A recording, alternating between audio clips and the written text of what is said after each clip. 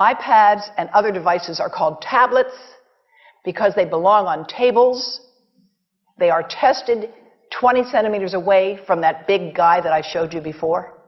20 centimeters away. They are not approved to be held in the laps of little children, although millions of kids are having them now in schools because the people involved in educational technology and those involved in public health research are not talking to one another. Because if they were, they would understand that you're giving children a two-way microwave radiating device, and if you must give them such a device for learning purposes, put it on airplane mode so that it's not sending and receiving signals as it does otherwise. Now, this is some new modeling, again, that we've developed with colleagues in Brazil, and we can share with you how we've done it. We first start out with the MRI and create the model with 1 millimeter voxels, and this is quite a bit of work goes into creating this, and here is what it looks like after a period of 6 minutes. And that's really not as bad as it might look because you see the red area only gets partway through the eye of the adult, right? The one that we're really concerned about is this one with the young child. And this is a 3-year-old brain that we modeled. And you see that by the end of that 6-minute call, the peak radiation, yellow and red, is getting all the way into almost both eyes. And again, this is one call, and it's not going to kill anybody. It may not cause any biological effect whatsoever for 1 call or 2 calls or 3 calls. But the question is, what's the cumulative impact of this kind of exposure? How do we evaluate it? And I want to show you an example of some of the work that we are doing now that I'm releasing here for the first time. And this is a modeled microwave radiation dose of a 6-year-old with greater levels to the frontal and temporal lobes, eyes and cheek. And watch this here. Now, yellow, white, and red are the hottest, all right?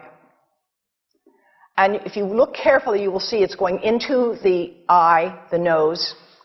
Do it again, just so you'll get to see it. And partly into the brainstem. Now, that's just showing you that there's going to be some exposure into that area of a young head. It doesn't tell you that there's any biological effect, right? Now, the next slide is going to show you something that might be of interest to students and faculty here. And that has to do with exposure to the reproductive organs. We call them the gonads. I think you say the testicles. And bone marrow. And look here at the radiation as it gets into the groin area.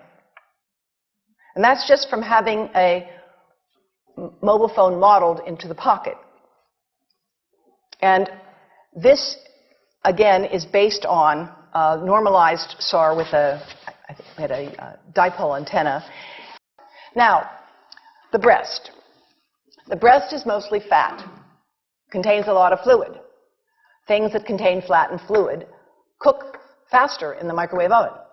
Now, a cell phone can't cook anything, all right? Mobile phones do not pop popcorn. That was a fraud. They don't make any heat that we know of, otherwise they wouldn't be permitted.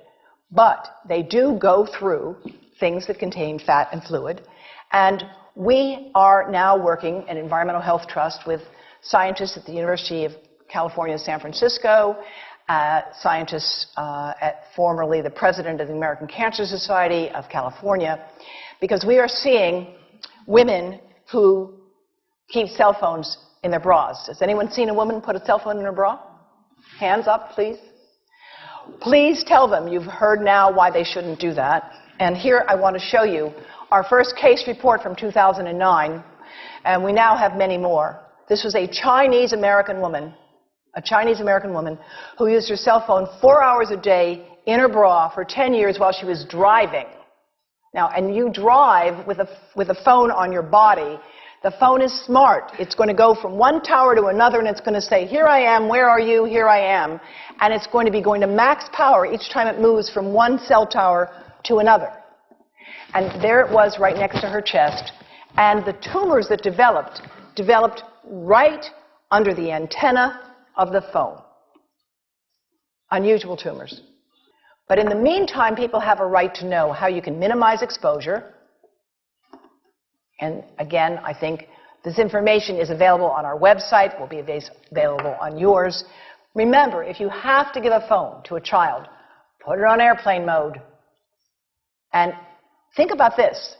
That microwave oven, it works because there's a metal box around the microwave signal, and the signal pings all over the place.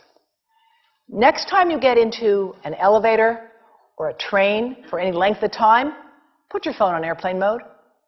Otherwise, that signal is going all over the place, magnifying and coming back. Keep the mobile phone away from you when it's on and you are asleep. Now, it takes a village to do a lot of things. These are some of the people whose materials I've used today with their permission, and I can't read this list to you, but I want you to know that I feel really honored to be working with some of the most talented people in the world on this issue. And they have given me permission to share these materials with you. And I leave you with this thought from Albert Einstein.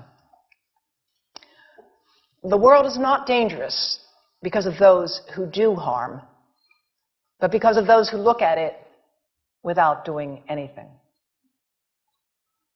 So, thank you.